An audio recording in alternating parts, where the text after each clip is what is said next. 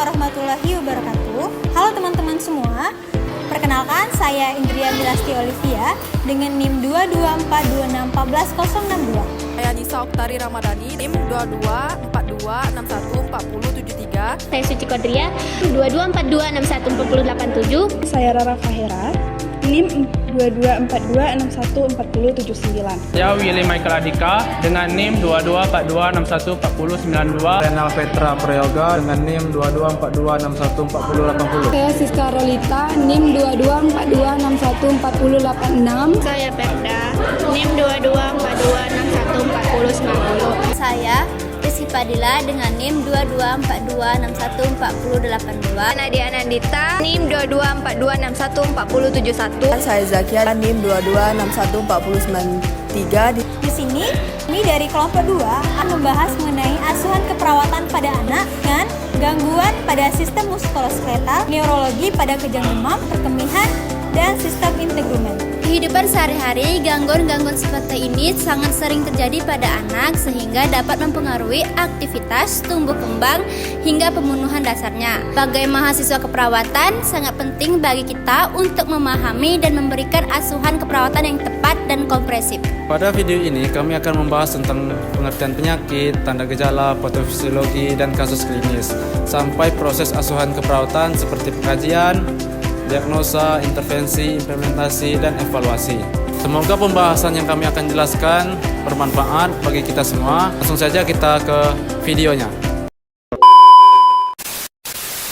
Baiklah, di sini saya akan menjelaskan pengertian dari gangguan muskuloskeletal, gangguan pada nyeri otot, nyeri sendi, tendon, ligamen yang menyebabkan terbatasan gerak dan mengganggu tumbuh kembang anak. Gejalanya yaitu nyeri, bengkak, terbatasan gerak, kelemahan otot, dan mengganggu aktivitas. Fisiologinya menjelaskan bahwa premur fraktur pada tulang ini menyebabkan konsentrisitas pada tulang, menyebabkan mobilitas, kemudian menyebabkan edema, nyeri yang sangat hebat, kemudian mobilitas yang berlangsung sangat lama. Sini juga kami membahas tentang kasus, tentang anak-anak yang jatuh saat bermain, mengalami cedera pada kaki kanan anak tersebut yang menyebabkan sakit atau nyeri hebat pada ekstremitas bawah anak tersebut saat disentuh, menangis, kemudian sulit beraktivitas. Di pengkajian, di sini yang harus kita lakukan adalah kaji lokasi, observasi, mengecek tanda vital, mengecek mobilitas anak tersebut, mengecek mobilitas anak dan keluarga tersebut. Masa keperawatan ikut berhubungan dengan agen cedera fisik, yaitu hambatan mobilitas fisik hubungan dengan kerusakan muskuloskeletal. Yang ketiga yaitu risiko infeksi, itu berhubungan dengan prosedur invasif atau luka. Yang keempat yaitu gangguan rasa nyaman. Fungsi keperawatan, monitor intensitas secara berkala, realisasi area fraktur sesuai indikasi. Dan ketiga yaitu ajarkan teknik distraksi dan relaksasi, observasi tanda infeksi, dan kolaborasi pemberian analgesik, edukasi keluarga mengenai perawatan anak. Luaran dan evaluasi keberhasilan itu dilakukan dapat kita lihat melalui penurunan skala nyeri. Anak dapat menggerakkan terlintas secara bertahap dan tidak ada tanda infeksi. Tentang kejang demam pada anak. Kejang demam adalah bangkitan kejang dari akibat peningkatan suhu tubuh lebih dari 38 derajat Celcius tanpa adanya infeksi sistem pada saraf pusat. Gejala awalnya itu pertama demam tinggi, tubuh kaku, mata mendelik, dan gerakan kejang seluruh tubuh, dan penurunan kesadaran sementara dan skala kejang.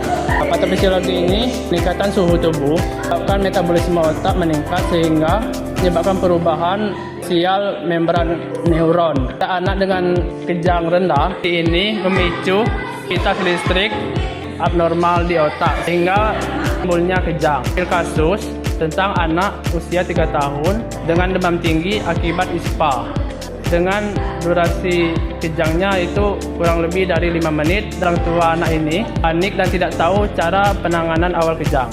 Asuhan keperawatan kepada anak yang mengalami kejang demam. Kaji suhu tubuh dan tanda vital, kaji lama dan frekuensi kejang, kaji pola nafas pada anak, kecemasan pada keluarga. Diagnosa yang pertama yang kami ambil adalah hipertermia yang berhubungan dengan psikoinfeksi, yaitu risiko cedera yang berhubungan dengan aktivitas kejang, ketidakefektifan pola nafas, dan ansietas pada keluarga. Intervensi yang pertama itu ada cekkan suhu tubuh secara berkala, miringkan anak saat anak mengalami kejang, menjaga kepatenan nafas, berikan edukasi kepada keluarga tentang penanganan awal saat anak mengalami kejang. Hasil evaluasi, tunjukkan suhu tubuh menurun, kejang tidak berulang, jalan nafas efektif, keluarga mampu menjelaskan kembali tentang penanganan awal saat anak mengalami kejang.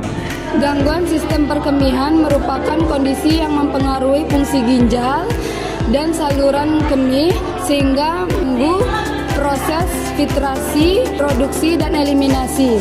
Gejala dapat berupa nyeri saat kemih, demam, urin keruh, edema, oliguria, nyeri pinggang, gangguan pola eliminasi.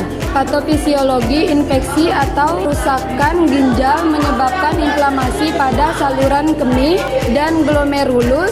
Hal ini menyebabkan gangguan pada filtrasi ginjal sehingga terjadi retensi cairan, ketidakseimbangan elektrolit, dan pola eliminasi. Penjelasan kasus membahas anak dengan infeksi saluran kemih saat kencing dan sering kencing, demam.